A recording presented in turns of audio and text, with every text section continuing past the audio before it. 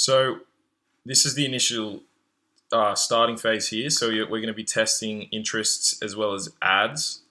So the way this is set up here is this is the campaign level, this is the ad set level, and this is the ad level where we're going to be using a dynamic creative, right? So in the dynamic creatives, you're going to want 2 to 3 images, 2 ad copies, 1 long, 1 short, and 2 to 3 headlines.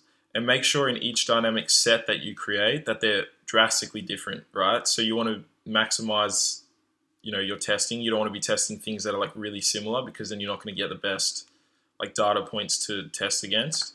So what you're going to want to do is you're going to want to have one campaign here, right? So this is interest set 1 and dynamic set 1. So you're going to have 5 interests in here.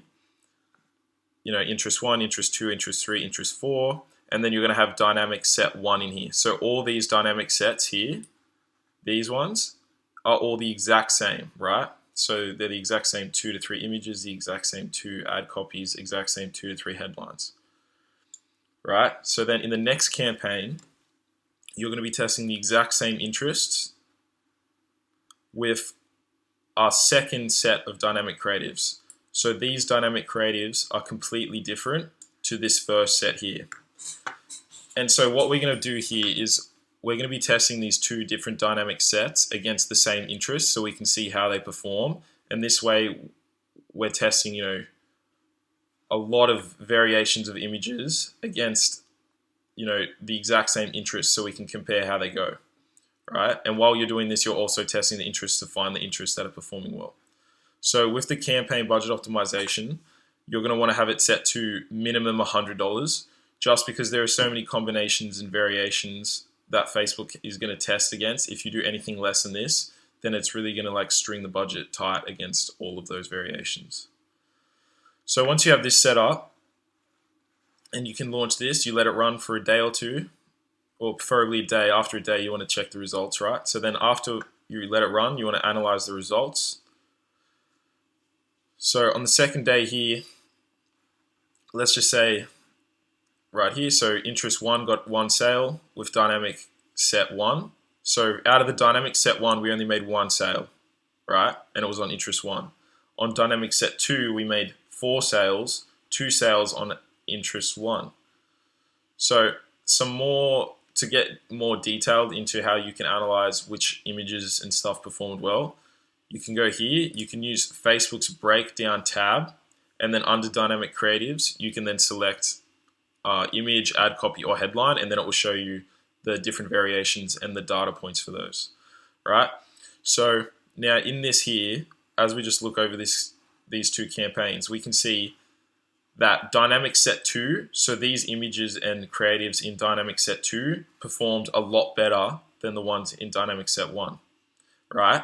And now from in here, we can also see interest 1 made 2 sales with dynamic set 2, and interest 1 also made a sale of dynamic set 1. So that way we can correlate that obviously dynamic set 2 is performing a lot better, and also interest 1 is definitely the top performer out of here because it's made 2 sales here and 1 sale here. So then we definitely know interest 1's really good and dynamic set 2 is also really good. So now when you're at this stage here, the campaign's going to be sending budget to all these different ad sets here. What you want to do is you want to make sure you stay on top of it, and if an ad set spends over 1.5 to 2 times the cost of the product, so let's just say like $35 to $40, and makes 0 sales, you want to turn it off. So let's just say these ones here spent $35 to $40 and didn't make a sale, you want to turn those off, right? So then in this campaign, the only ad set running is this one which had made a sale. And then the same thing with here. So if these 2 interests here spent $35 to $40 and didn't make a sale, you want to turn them off and then leave these 3 on. Okay, so now once you have these data points and you've got the flow of things are going well, you want to then move on to scaling. So the quickest and fastest way to scale here, and the simplest, is you want to duplicate the winning campaign. So obviously this campaign here with interest set 1 and dynamic set 2. So you want to duplicate it with only the winning ad sets, and then you want to duplicate the campaign 3 times. So what that's going to look like is you're going to have these winning 3 ad sets, which are the ones from here. You want to leave this running, of course, right? This campaign's performing well, so you leave this running, you turn these off. You then go ahead and duplicate. So you have, the exact same one with the 3 winning ad sets here, and you want to have it at $100, and you want to do that 3 times. So you got 1, 2, and 3, and also with the original one on. So you have like four campaigns. Or if you guys would like, you can leave the original one on, then just duplicate 2, so you have a total of 3.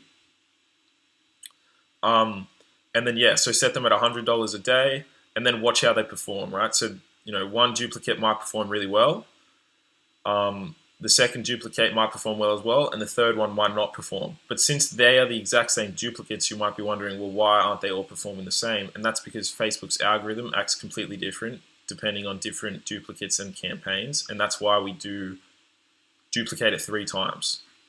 So, and then the same process, guys. So if this campaign's not performing well compared to these, it's always compared to something. That's why we always want to test two or more things at the same time. So let's just say this is not performing well compared to these 2. You want to turn this off, right? So just turn that off.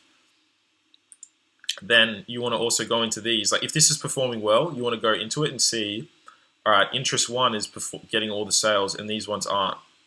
So then you can go in and you can, turn the ad sets that aren't performing off again.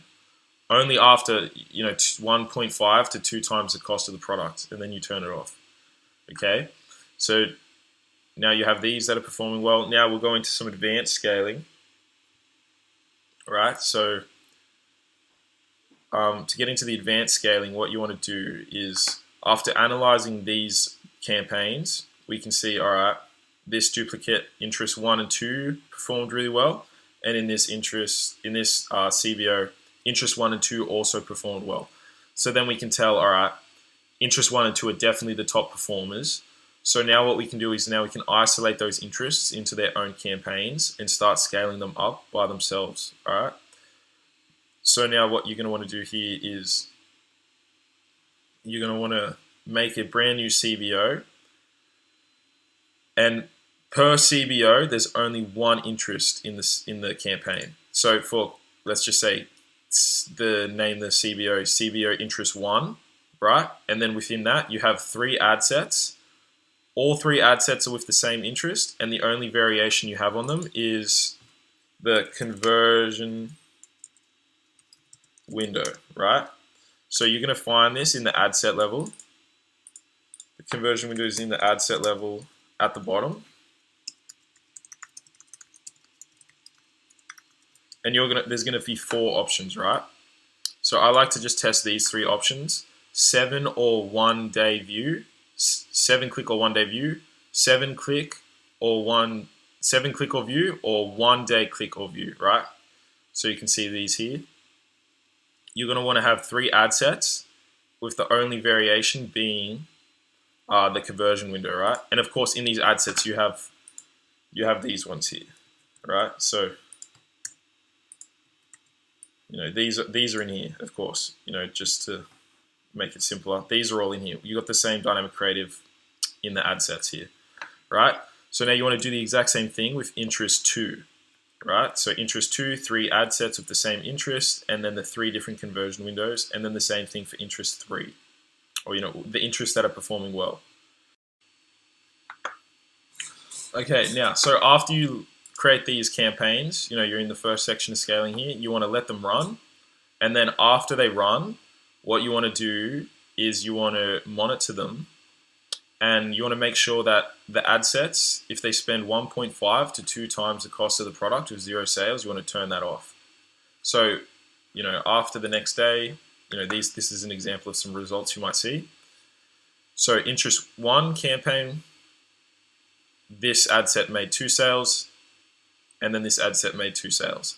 Now, let's just say this ad set here with the 1 day click or view spent $30 to $40 and didn't make a sale. You want to turn that off. And so the same thing here. We can see interest 2 made sales, Yeah, right there. So then this is what it's going to look like, all right? If it spends like, and it's going to take like a couple of days to spend the $30 or $40 on specific ad sets. So after like 2 or 3 days, if it's spent 30, like $35 to $40, then you want to turn it off. After like the first day, what could happen, or the second day, is it might have only spent like $10 on some ad sets. You don't want to turn those off, right? Because that could still perform. You want to wait until it gets up to the 35 to 40 to then turn it off. Okay.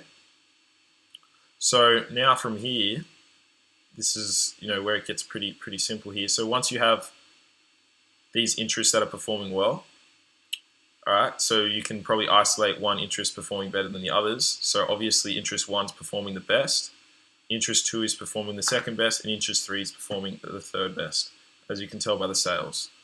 So the next process is to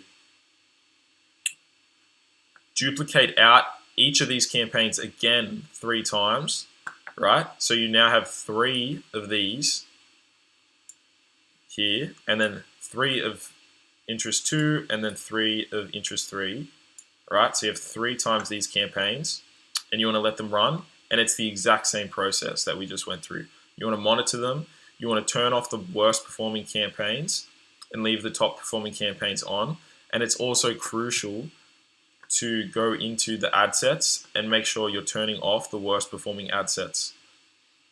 All right, and then the next step after you have then these 3 is to start vertically scaling, right? So you're going to have 3, 3, 3 of these ones. You want to turn off the worst performing, because some will not perform the same, right? Some are just not going to perform the same. Some are going to be in good vein, some are. So once you have some that are performing well, you can then go ahead and vertically scale them. So by doing that, you can increase the budget on the CBO 20 to 30% every day, or you can also double it every second day. All right, so that concludes the scaling and the testing method that I do, and this is what I've done to get up to $10,000 days. Okay, so it definitely works. You got to be patient. You might have to watch this a couple times to get it in your head, but this is the exact method that I use, right? So it's really important that you kind of hone in and you understand how it all works. All right, and I wish everyone the greatest success and look forward to seeing how you all perform. All right, have a good day.